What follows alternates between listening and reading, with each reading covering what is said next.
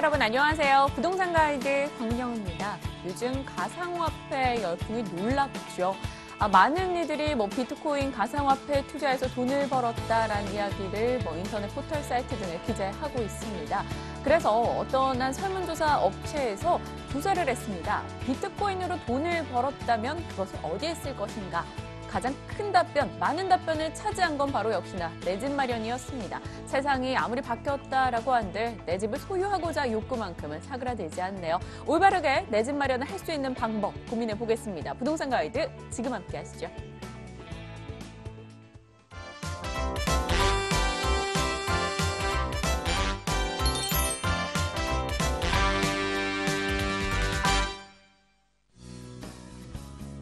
친절한 부동산 투자, 다양한 투자 노선을 분석해주는 부동산 선생님, 세화경제연구소 김정태 이사 함께합니다. 네, 인사부터 나눠볼게요. 세화경제연구소 김정태 이사 오셨습니다. 어서 오세요. 네, 안녕하세요. 네, 지금부터 김정태 이사님과 함께 여러 가지 부동산 고민들을 해결해 나갈 겁니다. 문의 있으신 분들 연락 주실 번호 고지할게요. 자, 오늘 상담 원하시는 분들은요. 02-2077-6370번 활짝 열려 있습니다. 이쪽으로 전화 주시면 실시간으로 여러분의 부동산 고민 해결 가능하고요. 간편하게 좀 문자 상담하고 싶다 하시는 분들을 위해서 02-516-4455번 열어뒀습니다. 문자를 편안하게 보내주셔도 될 것 같아요. 자, 부동산 투자 공부 오늘 어떤 주제로 시작을 해볼 것인가 화면부터 먼저 확인하시죠. 친절한 부동산 투자 전략, 수도권에서 진행되고 있는 혹은 진행될 예정인 교통 호재를 자세히 분석하겠습니다. 나 집 살 거야 라는 이야기를 한다면 대다수 어느 지역, 어떤 전철역 이런 얘기부터 물어봅니다. 그만큼 우리가 집을 선택할 때, 내 집 마련할 때 교통호재는 가장 큰 요소가 되기도 하는데요. 부동산 가격에 상당히 큰 영향을 끼치기 때문입니다. 오늘 이런 부분 좀 자세하게 이야기 다뤄볼게요. 김정태 이사님 설명해 주실까요? 예. 저번 주에는 저희가 알아본 것들이 이제 광역철도 노선이라든가 경전철 같은 걸 알아봤는데요. 왜 알아봤냐고 하면 실제로 입주경기 실사지수 때문에 알아본 겁니다. 무슨 얘기냐면 경기도에서는 교통이 가장 중요해요. 투자 포인트에서 가장 중요한데 언제 개통을 하고 물량이 어느 정도, 시간이 어느 정도 소요되는지에 대해서 알아봤고요. 그런 것들이 이제 일종의 공식 같은 겁니다. 저희들 상담 드릴 때 항상 개통 1년, 2년 전에 가는 게 기간 대비 수익률이 가장 좋다고 말씀드리고요. 신도시에서는 대형 평수를 선호하지 않습니다. 그래서 85제곱미터 이하로 투자하셔야 되는 부분하고요. 그리고 그 지역에 KTX가 들어온다, GTX가 들어온다까지는 좋은데요. 거기서 굉장히 멀게 떨어져서 버스를 타고 몇 정거장 가는 것은 실제로 큰 도움이 되지 않습니다. 그래서 그 역세권 투자를 계속 강조하고 있는데요. 역세권에서 도보로 이동 가능하냐 안 하냐 정도, 1km 이내에 도보 가능하고 10분 정도에 이동을 할 수 있냐 정도로 해서 이제 신도시 투자들을 하는 것들이고요. 이번 시간에 교통에 대해서 말씀드릴 내용은 제2경부고속도로부터 하겠습니다. 제2경부고속도로의 위치는요. 경부고속도로와 중부고속도로 사이에 있는 빨강선이 보이실 겁니다. 그 선들인데요. 실제적으로 남구리 IC라고 해갖고 구리에는 지금 중부고속도로를 탈 수가 있는데요. 그 근처에 이제 쭉 내려오시다 보면 세종시를 관통하는 겁니다. 120 몇 킬로 정도 되고요. 근데 여기서 다 좋아지는 건 아니고요. 실제로 고속도로가 뚫리면 IC 근처에 물동량이 많은 어떤 기업들이 입주를 하게 되고요. 거기에 대해서 이제 가격이 상승하는 부분들이 있기 때문에 그 부분이 좋다. 그리고 구리를 말씀드리려고 하는데요. 구리가 가진 위치가 있습니다. 어떤 거냐면 서울이 동그랗게 생기질 않고 좀 찌그러졌습니다. 그래서 강동의 윗부분이 구리예요.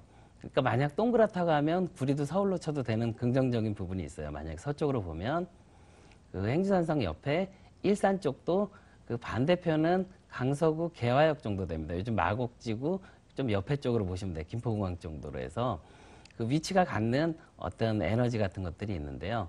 제2경부고속도로가 되면 다 좋아지는 건 아니고요. IC 근처라든가 구리 정도가 거기 지금 나와 있는 강동, 하남, 오포 거기에 이제 IC가 생길 예정입니다. 근데 저 지방에 있는 토지들도 좋겠지만 실제로 점점 구리 IC랑 가까워질수록 이제 수익이 좋다고 말씀드릴 수도 있습니다. 파급 효과도 크고요. 그럼 오늘 말씀드릴 얘기들은 지하철입니다. 지하철인데 4호선, 5호선, 6호선, 9호선까지 지하철이 있고요. 다른 지하철 노선이 있으니까 잘 살펴보시도록 할 텐데요. 구리에 연장되는 노선들이 교통계획들이 많습니다. 그걸 염두에 두시고 이제 보시면 오늘 방송이 더 재밌을 것 같아요. 그러면 4호선부터 알아보겠습니다. 4호선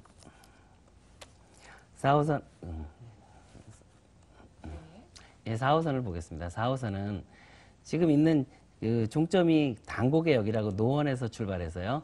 노원에서 오이도 안산까지 이렇게 가는 노선인데요. 실제적으로 별내, 오남, 진접까지 이제 연장이 됩니다. 이게 창동 그 개발 계획이라고 해서 맞물려서 가는 부분인데 지금 지하철 연장 중에 제일 빨라요. 2019년에 완공될 예정이니까 굉장히 빠른 거고요. 실제로 별내에서 이제 서울역까지 가면 40분이면 갈 수 있는데요. 별내를 좀 주목해 볼 필요가 있습니다. 뭐냐면 4호선, 6호선, 8호선에 구리에는 굉장히 많은 무슨 어떤 지구들이 있습니다.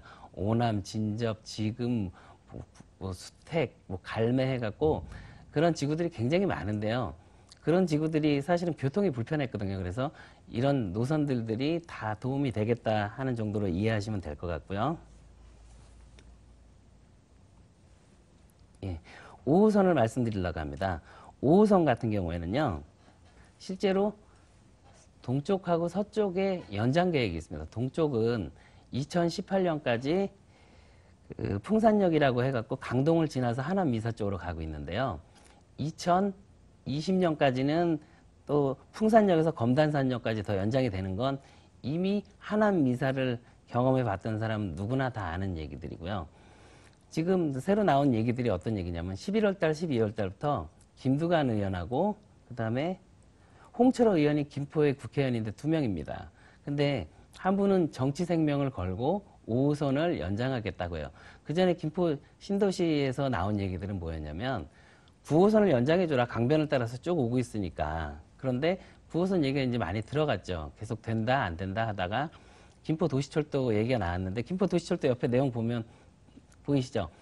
170명 정도가 이제 정원이고요. 이제 콩나물시루처럼 빡빡 채우면 230명 정도 탈 수 있는데 신도시가 사실은 한강 신도시도 있지만 뒤에 검단 신도시까지 같이 서울로 이동한다고 보시면 되고요. 그렇게 되면 굉장히 복잡해질 겁니다. 왜냐하면 김포 도시철도가 10량짜리 지하철이 아니고요. 2량짜리입니다. 그래서 그 대책들을 김포에서 필요하기 때문에 이제 얘기하는 건데 국회의원 한 분은 이렇게 말씀하셨습니다. 지하철 5호선 김포 연장이 못하면 총선 불출마하겠다. 정치 생명을 걸었어요. 그래서 이 얘기들이 김포에 가서 제가 직접 조사를 해봤습니다. 다른 어떤 개발 계획이 있어서 물어봤는데 그쪽에서는 1월 달에서 2월 달에 이제 좋은 뉴스가 나올 거라고 막 다 된 것처럼 얘기하시는데 아직 확정된 부분은 하나도 없고요. 그 경전철 그 노선도를 보시면 노선이 나쁘진 않는데요. 문제점은 불량이기 때문에 신도시가 2개나 거의 맞물려 있기 때문에 건너편에 3호선을 보자고 하면 일산 신도시가 개발될 때 3호선을 300만 평 정도 되는 중급 신도시거든요. 하나를 놔줬는데 여기는 검단 신도시까지 뒤에 같이 붙어 있습니다. 신도시가. 그래서 교통이 굉장히 불편한데 인천 지하철 1, 2호선이 있기 때문에 제외됐었어요. 근데 5호선이 된다고 하는데 힘을 실린 이유가 뭐냐면 김포공항 옆에 계하산역 종점을 쓰고 있는데 종점을 옮겨야 됩니다. 그래서 한강 신도시 쪽으로 옮겨달라고 하는 게 지금 국회의원 2분의 이제 논리인 거고요. 그 노선들 보면 나쁘지 않아요. 왜냐하면 그 김포공항에서 서울역까지 뭐 20 몇 분, 여의도까지 뭐 20 몇 분, 논현동까지 급행으로 30분. 그렇게 되면 뭐 김포 제일 끝에서야 뭐 1시간이 걸리겠지만 실제 물량이 그 고천서부터 굉장히 물량이 많습니다. 그래서 고천서부터 그 지하철역마다 사람들이 많을 건데 지하철 역사도 실제로 인터넷을 들어가 보시면 알겠지만 1000평 정도밖에 안 돼요. 작은 것들은. 1000평이라고 하면 굉장히 작은 역사입니다. 그래서 역세권 투자할 때 역의 크기를 보고 하는 것도 어떤 간접 방법이라고 저번 시간에 말씀을 드렸었는데요. 그런 부분들이 경전철 갖고는 좀 모자른데요. 5호선이 서쪽으로 김포까지 된다고 하면 한 방에 이제 교통 여건이 좋아진다고 할 수 있는 부분이 5호선이 오늘 키포인트였고요. 6호선을 보자고 하면요. 6호선은 한국개발연구원이라고 국책연구원입니다. 그래서 타당성을 조사하고 있는데 2025년까지 여기도 또 구리죠. 구리까지 연장한다는 이제 계획이 있습니다. 그래서 실제로 봉화산이 지금 종점인데요. 봉화산에서 구리 농수산물 시장까지 4km 정도가 연장이 될 거라고 하면 구리 전체가 가지는 그 뉴스들이 굉장히 좋아요. 소스들이. 왜냐하면 항상 교통이 문제였습니다. 구리에서 한강을 나오기도 뭐하고 그쪽을 넘어가기도 또 시간이 오래 걸렸기 때문에 그런 부분들이 이제 해소되었다고 말씀드릴 수도 있고요. 7호선을 말씀드리도록 하겠습니다. 7호선 같은 경우에는요, 7호선도 양쪽으로 또 연장이 됩니다. 어떤 거냐면 서쪽으로 지금 지도에 나와 있는 것처럼 그 부평구청역에서요 성남역까지, 그러니까 그 주황색이 성남역인데요. 그 구간을 원래 연결하는 건데 저 지도는 왜 갖다 드리는 거냐면 보여드리는 거냐면 청라 신도시까지 연장을 해달라고 그 지역에서 굉장히 강하게 요청하고 있습니다. 왜냐하면 송도는 GTX가 들어온다고 하면 해결이 돼요, 교통이. 그런데 청라는 해결이 안 되는 부분이 있기 때문에 거기에 대해서 목소리를 많이 내고 있고요. 2020년까지 성남역과 부평구청역, 그 지하철이 일자로 서 있는 부분이 인천 지하철 1호선, 2호선입니다. 그래서 그런 것들과 연결됐을 때 파급 효과가 좋아질 수 있다고 하고요. 8호선에 대해서 이제 또 말씀드리겠는데요. 8호선은 또 별내로 갑니다. 암사동에서 남양주시 별내로 가는데요. 2022년도 완공 예정입니다. 잠실역까지 27분 정도 소요된다고 하니까 실제적으로 별내에 있는 그 단지들이 굉장히 많죠. 뭐 별내지구, 진건, 지금, 뭐 가수택, 갈매, 오남, 진접 그런 그 주거 단지들이 혜택을 받을 것으로 보고 2차적 영향도 받겠죠. 그래서 좋아진다고 말해드릴 수 있습니다. 그러면 지하철 9호선까지 이제 연장되는 부분이 있는데요. 9호선 같은 경우에는 단계별로 5단계까지인데 지금 개통이 된 건 2단계까지 개통이 된 거예요. 그러면 이제 1년만 있으면 그 강동보훈병원까지 가는데요. 그리고 또 2025년까지는 그 고덕지구 아래 샘터 근린공원이라고 있습니다. 샘터 근린공원에서 이제 개통이 될 예정인데 5단계는 서쪽으로 더 가게 됩니다. 무슨 얘기냐면 그 하남 미사까지 이제 된다고 하는 게 제3차 국가철도망 기본계획의 확정고시가 국가적으로 공신력을 갖고 있고요. 그 부분을 해서 연장이 된다고 하는데 사실은 좀 먼 얘기입니다. 왜냐하면 지금 2009년에 1단계, 뭐 2단계, 3단계에서 6년에서 뭐 5년 이런 식으로 걸리기 때문에 짧게 잡아도 5년이거든요. 지하철 계획은. 그러면 2030년에 하남 미사가 좋아지는 얘기는 아주 먼 얘기인데 그게 바로바로 될 거라고 해서 투자하시는 부분은 좀 상가하셨어야 되는 부분이라고 말씀드릴 수 있습니다. 네, 9호선 얘기까지 이어나가고 있습니다. 5호선 뭐 김포 쪽만 해도 지역구 의원의 강한 주장부터 해서 청라지구 8호선에 7호선에 그리고 8호선 별내선까지 이야기를 쭉 이어나갔습니다. 9호선은 뭐 사실 노선 연장에 대한 이야기 참 오랫동안 해왔고요. 그렇다면 그 밖의 소식들도 좀 점검을 해볼까요? 뭐 분당선 이슈도 있을 거고요. 경강선에 대한 이슈도 요즘 많이 거론이 되고 있는데요. 하나씩 좀 짚어주실까요? 네. 경강선은 작년 추석 무렵에 이제 개통을 했습니다. 임시 개통을 했는데 지금 개통이 됐고요. 경강선에 지금 잘 알려지지 않은 부분들이 있습니다. 어떤 얘기냐면 경기도 광주역이라고 하는 데서 임해역은 2정거장이고 판교역은 3정거장이에요. 지하철 노선들을 보면. 그러면 판교역에서 강남역까지가 4정거장입니다. 그러면 강남 한복판까지 7정거장에 30분 이내에 있는 배우지라고 하면 꼭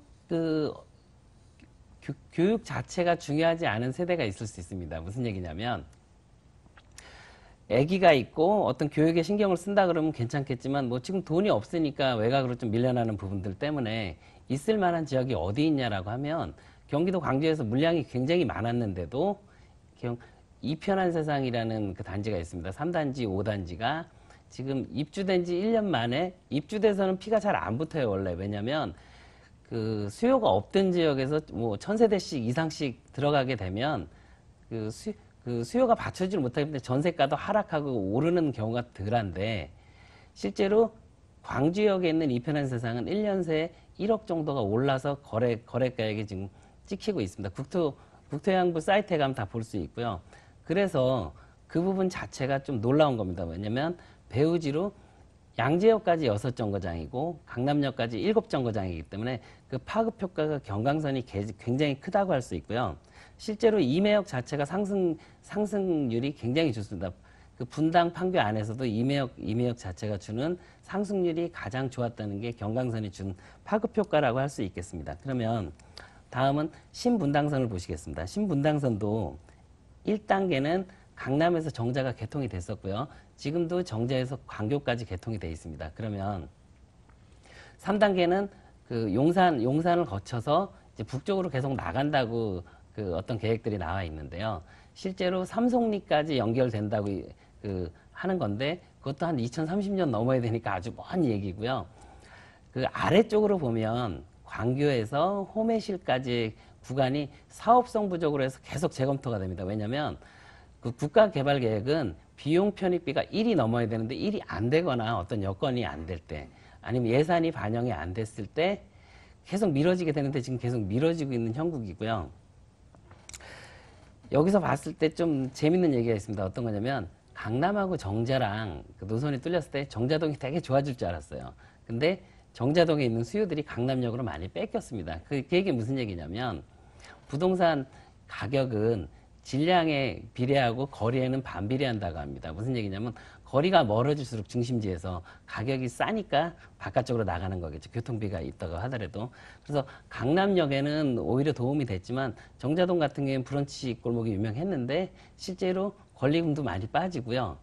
그 장사도 좀 덜 된다고 합니다. 그래서 지하철 투자를 할 때 우리 상권이 어떻게 변할까, 이 노선이 가까운 노선까지 어떻게 이동이 될까 하는 부분이 부동산 투자의 포인트라고 할 수 있습니다. 그러면 제일 마지막으로 신안산선을 보겠습니다. 신안산선은 말 그대로 안산에서 여의도까지가 1단계 개통이고요. 여의도에서 이제 서울역까지 개통을 목표로 하고 있는데요.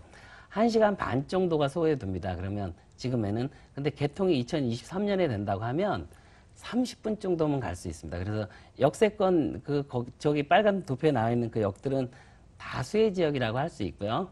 그러면 여기서 또 고민을 해봐야 됩니다. 어떤 고민이냐면 수익이 중요할까 수익률이 중요할까입니다. 왜냐하면 여의도 아파트는 10억이고 안산의 아파트는 3억 몇천짜리도 있어요. 그러면 3억을 투자하는 거랑 10억을 투자하는 거랑 본인에 맞게 투자하셔야 되는데 항상 수익률이 더 중요하다고 저희는 말씀을 드릴 수가 있어요. 그러면 수익률은 그 안산선에 그 거론되고 있는 그 아래 지역이 수익률은 더 좋고요. 수익금은 서울 쪽이 더 크다고 말씀드릴 수가 있겠습니다. 그럼 오늘 교통계획은 다 보셨고요. 마지막에 환승역 부분을 언급해 드리도록 하겠습니다. 네. 환승역은요, 지금 보시면 시간 관계상 제가 보면 지금 있는 거랑 좋아질 거랑 해서 이제 색깔이 좀 달라야 되는데요. 그 GTX 부분하고 KTX, 그런 부분들은 이제 계속 좋아질 부분입니다. 지하철 공동역 같은 경우에는 5호선, 6호선, 중앙선, 공항철도가 있고요. 그 왕십리역은 지금 있는 그대로고요. 삼성역은 지금 2호선 하나만 있는데 노선이 굉장히 많이 늘어나요. 그죠? 그래서 삼성역 자체가 좋아지는 부분이 있고요. 1호선 용산역 해도 GTX B노선이 이제 들어갑니다. 그래서 그건 아직 반영이 안 된 거예요, 가격에. 그죠? 개통이 되지도 않았잖아요. 그러면 청량리가 앞으로 노선이 추가될 게 가장 많습니다. 5개 정도 되는데요. 청량리역에 그래서 어떤 아파트를 계속 물어보시는 분들이 많죠. 부분들이 저런 것들이 이제 반영이 됐다고 보면 서울역도 마찬가지고요. GTX, KTX 연장되는 부분. 이 KTX 연장돼서 의정부까지 가는 부분들을 생각하시면 되고요. 경기도권에서는 동탄역, 지제역, 아까 별내역이 계속 포인트가 되고 있잖아요. 그런데 개별 노선들이 확대 계획이 있다고 말씀드릴 수 있겠습니다. 네, 교통 호재 각 지역별 그리고 노선별로 이야기들을 다뤄봤습니다. 시간이 또 훌쩍 갔네요. 여러분의 전화 상담 기다립니다. 02-2077-6370번 연락 주시면 되고요. 문자 상담하고자 하신 분들 02-516-4455번 기다리고 있습니다. 자, 저희가 오프닝에서 전화번호 안내해드렸고 빠르게 전화 연결해 주신 분이 계셔요. 전화 받아보도록 하겠습니다. 시청자님 안녕하십니까? 네, 안녕하세요. 네, 반갑습니다. 자, 어떤 고민으로 연락을 주셨을까요? 제가 망원동 네. 대리미터 33평형 거주 중인데요. 네네. 지금 매도 시점이 언제인지 궁금하거든요. 지금 거주 중이시고요. 마포구 망원동 맞으시죠? 네, 마포구 망원동. 네, 매도 시점에 대한 이야기 또 빠르게 한번 답변 나눠보겠습니다. 이야기 나눠보실까요? 네, 안녕하세요. 네, 안녕하세요. 망원동 지역은 그 좋은 점도 있고 나쁜 점도 있는데요. 결론부터 우선 말씀드릴게요. 좀 더 보유해도 좋다고 우선 결론을 말씀드리고요. 좋은 점하고 나쁜 점을 본인이 더 잘 알고 계실 거예요. 뭐냐면 그 아파트가 지금 240세대밖에 안 돼서 좀 단지가 작고 지하철역에서 좀 많이 멀죠. 그게 이제 네. 나쁜 단점, 나쁘다기보다는 단점이라고 얘기할 수 있고요. 그럼 제가 이제 좋은 얘기만 해드릴게요. 좋은 점이 많아요. 뭐냐면 우선 한강이 근처에서 다 보이잖아요.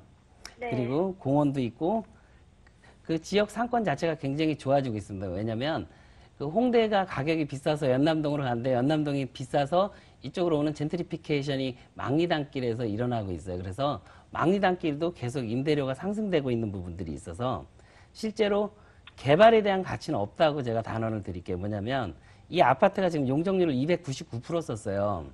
이게 개발이 된다고 해도 299%밖에 못 써요. 지금 종상향이 되지 않으면. 그러면 또 1990년대 아파트도 아니고 2002년 월드컵 때 지은 아파트, 2002년도에 완공이 된 아파트라서 실제적으로 재건축 대상 아파트는 아니기 때문에 실거주로서는 그 주변 환경도 좋고 밝고 너무 밝아지는 부분이 있어서 너무 좋은데요. 네네. 빌라 같은 경우에 만약 물어본다 그러면 저희는 역세권을 추천해요. 역세권당 그 앞에 한강이랑 3천에서 5천 차이 납니다. 3억짜리 빌라도.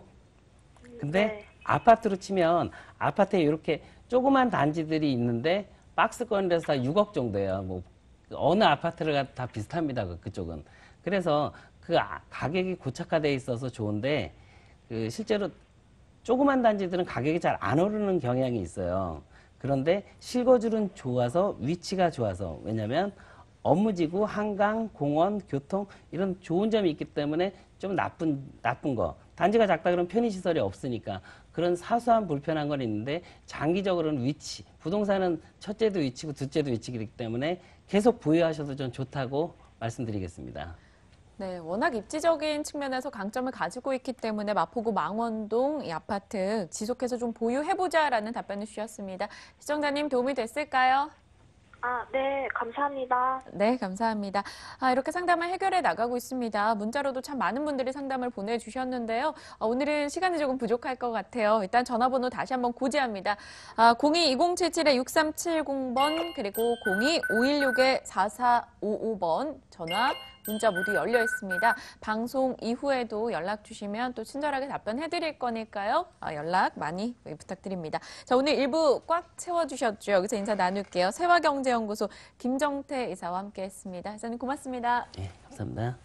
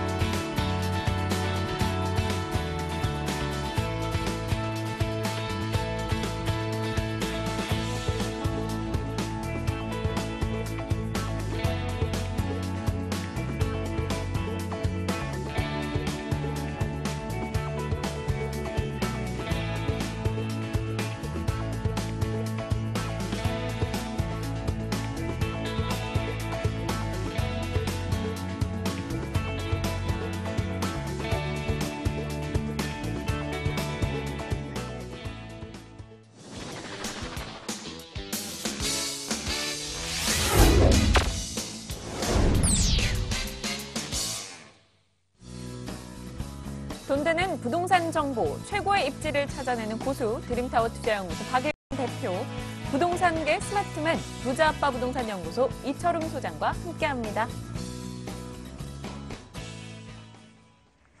네, 박일권 대표, 이철웅 소장 두 분과 인사 나눌게요. 어서 오세요. 반갑습니다. 네, 저희 부동산 가이드 남은 시간 두 분과 함께 또 알찬 정보들 공유하면서 시간 이어가도록 할게요. 방송 보시다가 분명 저희와 함께 하시면 궁금증이 생기실 것 같아요. 저게 어디지? 저게 괜찮을까? 이런 추가적인 이야기 나누고 싶다면 전화 주시면 되겠습니다. 하단에 전화번호 나가고 있죠. 02-2077-6395 1번 활짝 열어놓고 있겠습니다. 그렇다면 빠르게 오늘 두 분이 가지고 오신 부동산 정보 무엇인지 일단 투자 포인트부터 확인해 보겠습니다.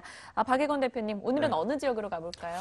네, 최근에 어떠한 상황에서도 최고가 가격 형성을 하고 있는 지역이 있습니다. 바로 강남권이라고 할 수 있겠는데 강남권의 그런 희소가치 공급에 비해서 수요가 워낙 많은 지역이고요. 그 중에서도 강남권에서도 거의 유일하다고 할 수 있는 이 대학가를 끼고 있는 서초권역에 있는 남부터미널 역세권에 있는 오피스텔입니다. 수익형 오피스텔로서요.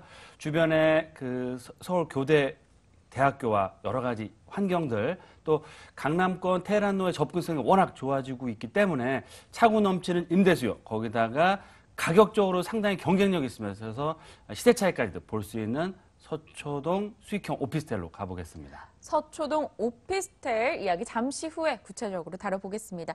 자, 이철웅 소장님께서는 오늘 투자 포인트 어떻게 잡으십니까? 자, 오늘은 강남과 강북 두 군데로 정해봤습니다. 먼저 강남인데요. 바로 이제 논현동 그러면은 강남의 대표적인 다세대 주택이 많이 몰려있는 그런 지역이기도 합니다. 강남 그러면 강남대로가 제일 먼저 기억이 나시죠. 바로 이제 강남대로변에 배우지에 있으면서 젊은 직장인들도 많고요. 또 그만큼의 임차 수요도 굉장히 또 많은 지역이면서 더불어 향후 시세 차이까지 같이 가져갈 수 있는 신축 다세대 투룸을 하나 준비를 해봤고요. 강북에 있지만 웬만한 강남의 접근성보다 더 뛰어난 지역입니다. 바로 광진구 화양동으로 한번 가보실 텐데, 자, 이쪽 같은 경우에는 대학가도 몰려 있고, 그 다음에 이제 강남과 바로 직결되는 길이 또 연결되어 있는 곳이기 때문에 강남에 거주하시기 약간 부담스럽다 하시는 분들 같은 경우 실거주자 또는 정말 소액을 가지고 강남에 가까운 강북쪽에 투자를 하고 싶다 하시는 분들한테 추천해드릴 만한 지역인데요. 바로 이제 광진구 화양동 두 군데로 한 번씩 가보시겠습니다. 서초동, 논현동, 화양동 이미 이 지역 이름만 들으시고도 많은 분들이 궁금해하실 것 같네요. 투자 포인트별로 좀 정리를 해봤고요. 이제 하나하나씩 구체적인 정보 이어가겠습니다. 서울시 강남구 논현동 다세대 주택입니다. 9호선 언주역에서 도보 5분 거리에 위치했네요. 준공연도 2018년도 내년 4월로 예정돼 있습니다. 5층 건물 내 3층에 자리했고요. 자, 매매 금액은 3억 4천만 원, 전세 보증금 2억 9천만 원 예상되고요. 실제 투자 금액 5천만 원 예상되고 있습니다. 네, 서울시 강남구 논현동 다세대 주택입니다. 일단 강남구 논현동만의 입지적인 매력부터 좀 잡아볼까요, 소장님? 자, 먼저 강남구 논현동 그러면은 위치가 강남의 논현동이기 때문에 뭐 교통 여건이라든지 모든 대중교통의 접근성은 그 어느 지역보다도 뛰어나다 이렇게 좀 보시면 될 수 있을 것 같은데요. 첫 번째로 보실 수 있는 게 강남의 접근성이 워낙에 뛰어나기 때문에 강남에 직장을 두고자 하시는 분들한테 최적의 수요를 자랑하는 곳이다 이렇게 보시면 될 수 있을 것 같아요. 가장 가까운 역은 9호선입니다. 가장 사용 인구가 많다고 하죠. 9호선 언주역에서 학동 방향으로 조금만 올라가시다 보면 5분 정도의 위치를 해 있다 이렇게 보시면 될 수 있을 것 같은데요. 언주역은 아시다시피 차병원 사거리역이라고 그러죠. 바로 이곳에 도보로 한 5분 정도 떨어져 있는 위치다 이렇게 좀 보시면 될 수 있을 것 같아요. 자, 논현동은 지금 지도가 나옵니다만은 위에 3호선 지나가고요. 바로 논현 학동을 지나는 7호선이 지나가죠. 그다음에 보물건지 아래쪽으로는 또 9호선이 지나가고요. 그다음에 2호선 순환선이 지나가는 4개 지하철 노선이 가로변을 지나갑니다. 반대 양쪽에 한번 보실까요? 강남대로변 지금 지나가는 강남대로변에서 지금 강남역에서 끊겨 있지만은 신분당선이 착공에 들어가 있죠. 따라서 신분당선이 개통이 됐을 경우에는 반대쪽에 있는 왼쪽에 있는 논현, 신논현, 신사가 전부 더블 역세권으로 변모가 되고요. 오른쪽을 보시면은 왕십리에서 출발하는 분당선이 지나가죠. 따라서 4개와 2개, 6개의 지하철 노선이 보물건지를 둘러싸고 있을 정도로 굉장히 지하철의 접근성이 뛰어나다 이렇게 좀 보시면 될 수 있을 것 같습니다. 자, 언주역은 제가 차병원 사거리역이라고 말씀드렸죠. 차병원 사거리 같은 경우에는 우리가 관광특구로 지정이 되면서 요커가 줄었다고 하지만은 항상 이런 상영 관광이라든지 관련된 산업 때문에 차고 넘치는 임차 수요가 많은 지역이다 이렇게 보시면 될 수 있을 것 같고요. 논현동 그러면은 우리 젊은 직장인들이 가장 좋아하는 지역이 있습니다. 바로 영동시장 먹자골목인데요.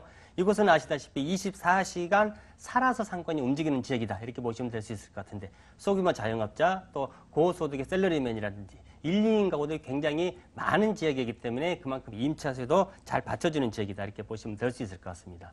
자, 서울에 무슨 길 많이 있지 않습니까? 신사동 가로수길이라든지 바로 시초가 됐었죠. 보물건지 바로 위에 있고 논현동 가구의 거리라든지 강남대로변을 바로 옆에 끼고 있기 때문에 굉장히 개인적인 접근성이라는 것은 뛰어나고요. 대중교통, 강남대로변 지나가죠. 또 80여 개 이르는 버스 노선과 더불어서 인근에는 서초와 강남의 재건축 이주세까지 기대를 해볼 수 있는 핵심 지역이 되겠습니다. 강남구 논현동 같은 경우는 많은 분들이 실감을 하실 거예요. 늘 개발 중인 모습을 저희가 확인 가능한데요. 개발 호재들 여전히 많이 남아있다고요. 그렇죠. 이게 강남 그러면 지금 이제 개발이 다 된 지역이 강남이다 이렇게들 많이들 알고 계시는데요. 그건 잘 모르시는 이야기입니다. 서울에서 가장 큰 개발 호재들이 많이 일어나고 있는 지역이 바로 이제 강남이다 이렇게 보시면 될 수 있을 것 같은데 첫 번째로 말씀드릴 수 있는 게 아까 제가 말씀드렸던 신분당선의 3단계 구간 착공 소식을 들 수가 있겠습니다. 사실 지금 강남에서 강북까지가 거리상은 가까운데 지금은 신분당선이 강남역에 끊겨 있죠. 그래서 지금 현재 강남대로를 따라서 쭉 올라가시다 보면요. 강남역에서 신논현, 논현, 신사까지는 지금 길을 파헤치고 공사가 진행 중입니다. 바로 신분당선 3단계 구간이 지금 착공이 되어 있습니다. 신분당선이 신사까지만 가느냐? 그렇진 않죠. 용산에 있는 미군이 전부 다 평택을 이전을 하게 되면은 바로 이제 동빙을 거쳐서 용산까지 들어가고요. 용산에서는 더 위쪽으로 올라갈 계획까지 돼 있기 때문에 만약에 신분당선이 연결이 됐을 경우에는 용산에서 이곳 강남까지 20분 내에 주파가 가능할 정도로 굉장히 큰 개발 호재가 바로 보물건지 옆에 위치해 있다 이렇게 보시면 될 수 있을 것 같고요. 두 번째로는 보물건지 아래에 있는 롯데칠성 부지의 소식을 빼놓을 수가 없겠죠. 자, 옆에를 가보면은 삼성 사옥이 자리 잡고 있습니다. 자, 이곳 같은 경우는 면적이 24,000제곱미터밖에 되질 않는데요. 롯데칠성 부지가 43,000제곱미터. 바로 밑에는 또 코오롱 부지가 있죠. 지금은 이제 그 삼종 일반 주거 지역입니다만 종 상향을 통해서 일반 상업 지역으로 지금 종 전환을 수쪽에서 신청을 해놓은 상태이기 때문에 만약에 종 전환이 된다 그러면은 용적률의 인센티브를 통해서 초고층의 주상복합과 백화점 판매, 업무 시설까지 같이 들어온다고 그러는데 삼성 서초 사옥이 들어왔을 때 굉장히 많은 주변의 수요가 늘어나면서 상권 가격까지 올라갔던 그 기억을 하실 텐데 바로 이런 개발 호재를 2배, 3배 정도 넓은 그런 호재를 가진 면적이다 이렇게 좀 보시면 될 수 있을 것 같고요. 마지막으로는 영동대로 통합개발 이런 이야기 많이 들어보셨을 겁니다. 지금 강남구, 서초구 어디를 가더라도 뭐 강남대로변에 개발 프랜카드가 많이 붙어 있는데요. 자, 지하는 6개 층으로 개발하게 됩니다. 이 지하에 모든 교통시설이 집약이 되고요. 위에는 지금 뭐 광화문 광장처럼 강남의 대형 광장이 조성이 되고요. 자, 위에는 또 현대 글로벌 비즈니스 센터 메인 빌딩이 들어오게 되죠. 그러면은 GBC 센터와 지하의 6개 층에 또 지하 도시가 하나 건설된다 이렇게 보시면 될 수 있을 것 같은데, 자, 이곳이 이제 국제교류 복합지구부터 시작해서 모든 교통이 중심지가 되기 때문에 지금 현재도 강남이 중심지가 돼 있지만은 이 국제교류 복합지구와 영동대로 통합개발이 맞물려지면서 시너지 효과가 가장 큰 개발 호재가 바로 보물건지 아래 위치에 있다 이렇게 보시면 되겠습니다. 뭐 입지나 혹은 미래가치 호재 부분에선 좀 탁월하다라고 이야기를 주셨는데 사실 요즘에 저 같은 경우도 사실 집을 고른다고 하면 집 내부가 어떻게, 인테리어가 어떻게 될 것인가 이런 부분에 좀 더 초점을 맞추거든요. 자, 보통 강남권 그러면은 수요층들이 굉장히 까다롭습니다. 그리고 또 고소득의 자영업자라든지 셀러리맨들이 많기 때문에 흔히 말하는 강남 스타일의 눈높이에 맞춰서 건축주가 니즈를 충분히 파악을 해서 좀 럭셔리하게 짓는다 이렇게 보시면 될 수 있을 것 같아요. 지금 현재 토목공사가 진행 중이고요. 지금 샘플이 사진이 나옵니다만은 투룸입니다. 에어컨, 냉장고, 세탁기 등의 풀옵션이 다 구성이 되고요. 일종의 필로티, 엘리베이터 시설이 구축이 되는데 보물건들 현장을 가보시면 특이한 점이 있습니다. 바로 앞에는 평평한 도로고 옆에는 경사로가 있는데 이 지형을 그대로 살려서 짓다 보니까 지하 주차장이 2개 층이 나오게 됩니다. 여기에 모든 옵션을 다 넣어서 짓기 때문에 아마도 실수요자 분들이라든지 임대 수익 내지는 또 투자 수익을 보고 투자하시는 분들 같은 경우는 나중에 관리업체의 관리까지 같이 받을 수가 있기 때문에 실수요자, 투자자 다 만족하실 만한 건물로 지어진다. 이렇게 말씀을 드리겠습니다. 주차장 이야기가 조금 더 인상 깊었습니다. 그렇다면 가격 메리트는 어느 정도 있을까요? 자, 보통 강남의 신축 가격이 3억 6천에서 8천대를 상회를 합니다. 그러나 보물건 같은 경우 토지구입을 좀 빠른 시기에 해놨기 때문에 매매가 3억 4천에 책정이 되어 있고요. 전세는 현재 시세로 2억 9천. 내년에 완공돼서 세를 놓을 때는 2억 9천에서 3억 정도를 조심스럽게 예상을 한번 해볼 수가 있겠습니다. 지금 시세 2억 9천을 예상을 하신다 그러면 투자 금액 5천 정도 준비가 되겠죠. 반면에 수익형도 충분히 가능하실 텐데요. 보증금 3천에 월세 한 120 정도, 선순위 대출을 2억 한 2천 정도 받으신다 그러면은 투자 대금이 9천 정도인데 월세 수익과 더불어서 시세 차익까지 확실하게 잡을 수 있다. 이렇게 말씀을 드리겠습니다. 가격 분석까지 해봤습니다. 강남구 논현동 다세대 주택의 이야기였는데요. 그래도 투자할 때는 항상 주의하거나 저희가 꼭 짚어봐야 되는 것들이 있기 마련입니다. 유의점 이야기해 주실까요? 제가 항상 소액을 가지고 투자를 하시는 분들한테 말씀드리는 게 임장활동, 현지 방문이 굉장히 중요하다 이렇게 누누이 말씀을 드리는데요. 강남구이면서 논현동이고요. 또 언지역을 끼고 있기 때문에 입지는 다 설명이 된다 이렇게 보시면 될 수 있을 것 같아요. 주변에 얼마나 많은 신축이 있는지 없는지 한번 방문을 한번 해보시고 결정을 하신다 그러면 안전하게 투자를 하실 수 있다 이렇게 말씀을 드리겠습니다. 강남구 논현동 다세대 주택에 대해서 이야기 다뤄봤습니다. 어떤 답변을 주셨었는지 화면 통해서 정리해보죠.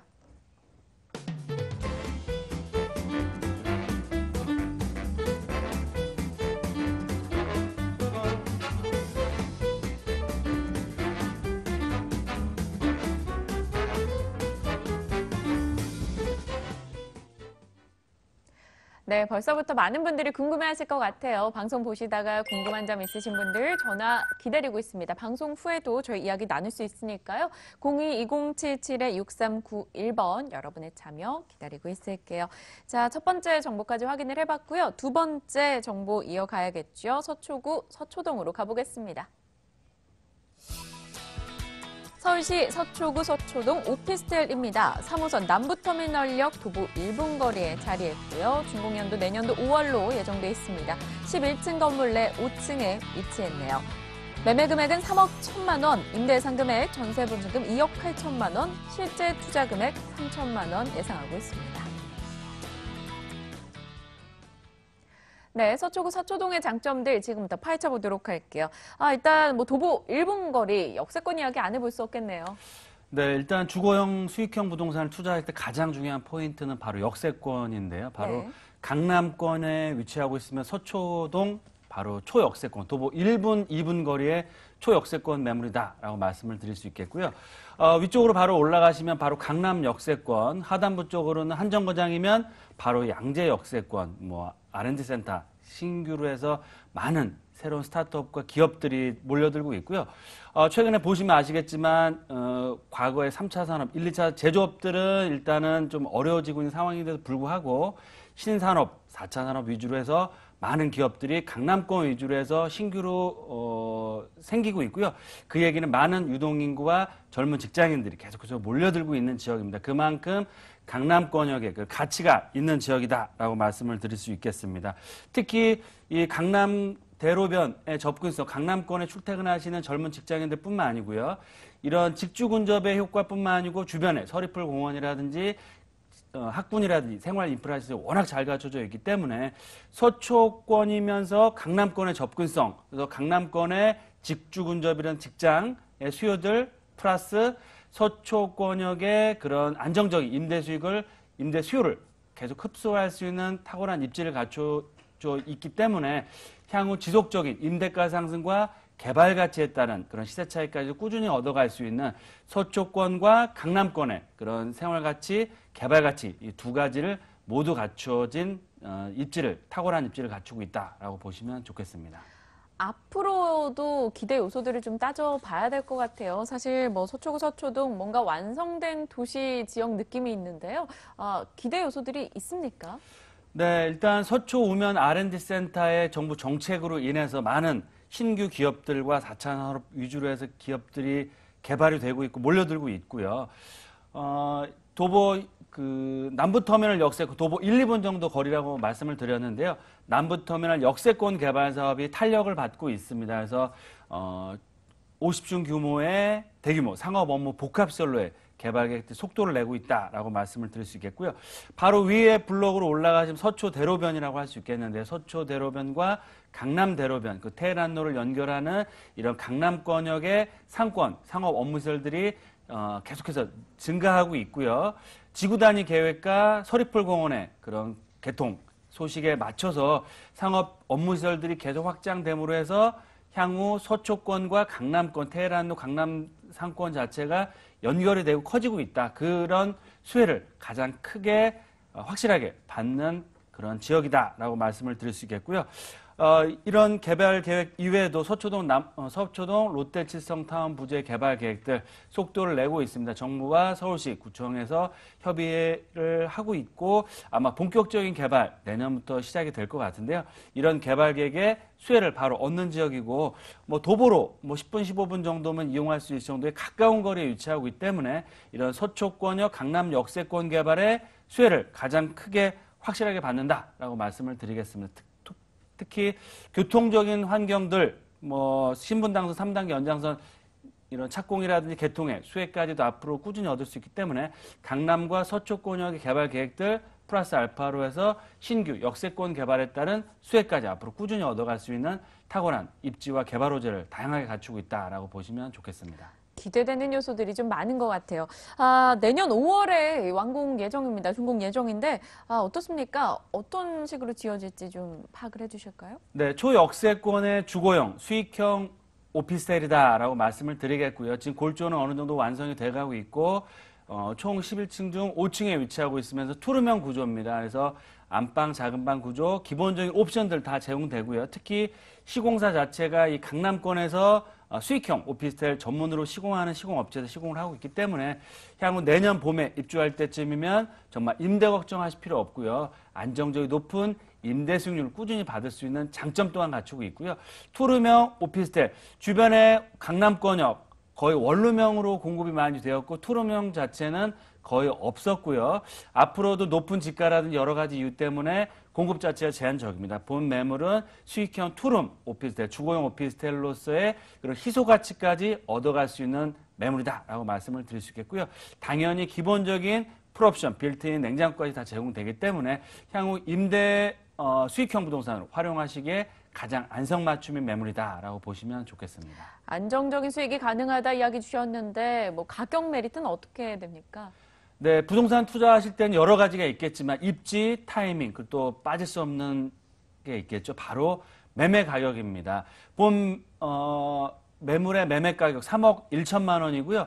주변에 투룸이 아닌 원룸형 공급하는 매물 자체도 2억대 중후반에 비해서도 굉장히 저렴하다는 것을 느낄 수 있겠고요. 주변 매물, 투룸형 매물 거의 없지만 준공이 완료된 5, 6년 된 그런 투룸형 오피스텔 또한 3억대 중반이기 때문에 가격적인 메리트가 굉장히 주목받는 그런 주거용 수익형 오피스텔이기 때문에 내년 입주와 동시에 단기적으로도 최소한 3, 4천 이상의 시세 차익 가능하시겠고요. 전세로 놓으셨을 때는 약 2억 7, 8천 정도, 그러면 4, 5천만 원이라는 비교적 소액 투자가 가능하시겠고요. 수익형 부동산으로 투자할 때는 임대사업자를 내셔서 부가세 환급을 받으시거나 하시면서 대출을 좀 활용할 수 있습니다.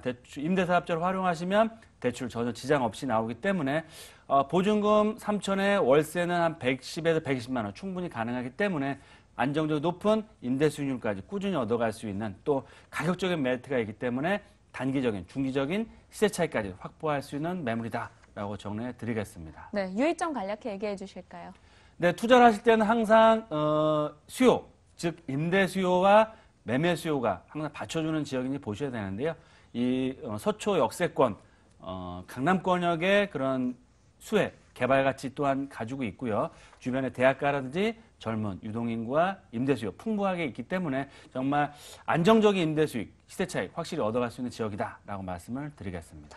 네, 서초구 서초동 오피스텔에 대해서 이야기 나눠봤습니다. 어떤 내용이었는지 정리하고 다음 정보 이어갈게요.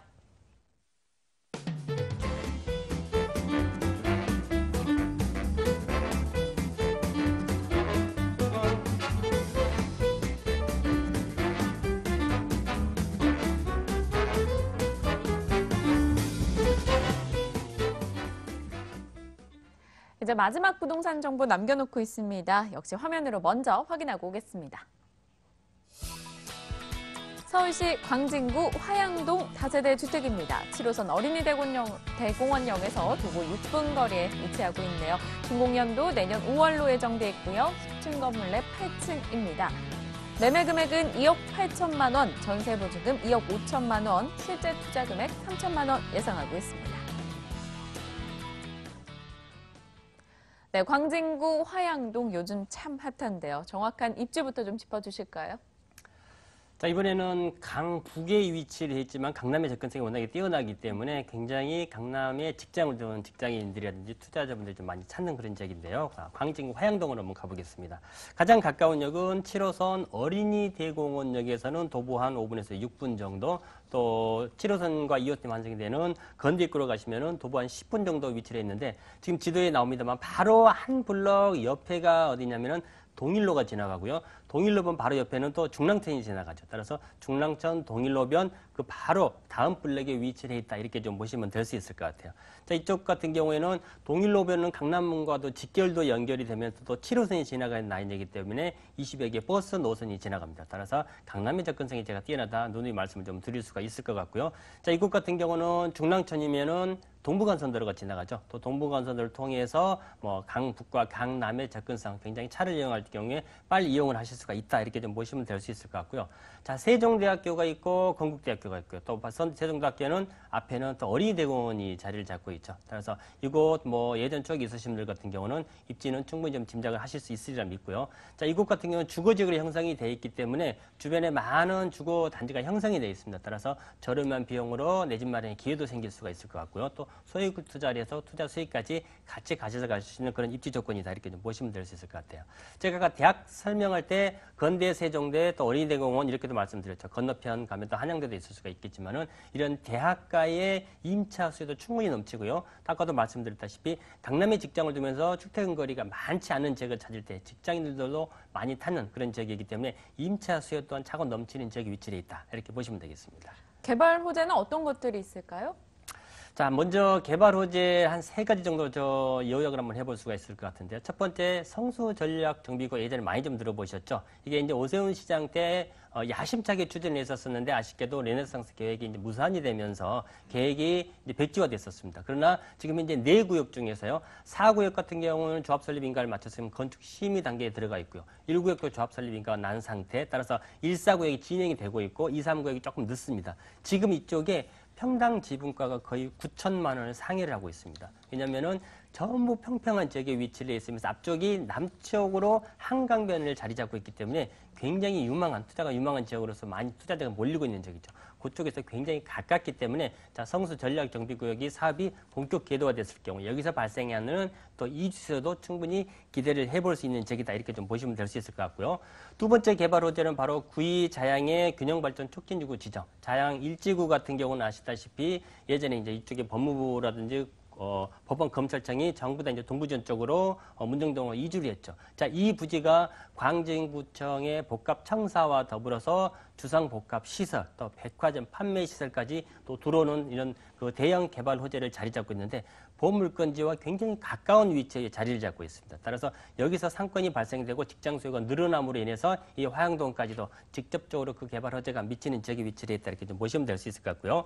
마지막으로 동서울터미널 요즘에 좀 많이 가보실 일이 없죠. 자, 이쪽은 왜 개발이 더디냐면 바로 이 부지 자체가 개인 기업의 소유입니다. 한진중공업 소유인데요. 한진중공업에서 최근에 이제 개발 계획을 발표를 했었습니다. 지금 조감도에 나오는 것처럼 구시가지의 어떤 동서울터미널의 건물을 다 철거를 하고요. 이렇게 주상복합 30층에서 35층 초고층 건물에 복합 계획안을 내놨는데, 바로 이 동서울터미널의 현대화 시설 사업이 또 완료가 되면은 여기서 또 상권이 커지겠죠. 그 상권이 커지는 파급 효과를 바로 미칠 수 있는 지역이기 때문에 이 3가지 개발 효과에 1, 2, 3 순차적으로 효과를 받을 수 있는 지역에 입지를 해 있다, 이렇게 보시면 되겠습니다. 네, 그렇다면 건물과 가격에 집중해 보겠습니다. 건물 특징 어떻게 잡으시나요?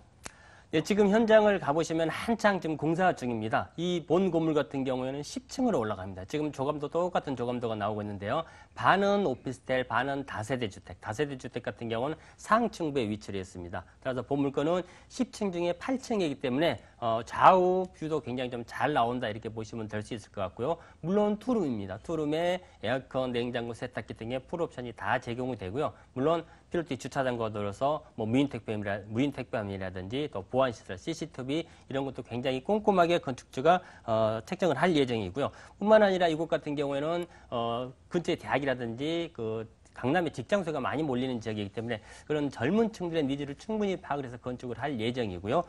뿐만 아니라 건물 공사가 만료되기 전에는 이제 세대수가 한 40여 세대가 넘기 때문에 막판에는 이렇게 샘플하우스도 만들 예정입니다. 따라서 샘플하우스가 완공이 되면은 그걸 좀 보시고 결정해도 늦지 않다 이렇게 좀 말씀을 좀 드릴 수가 있겠습니다. 가격은 어떻게 될까요? 아니, 가격을 같이 좀 말씀을 드려야 되는데요.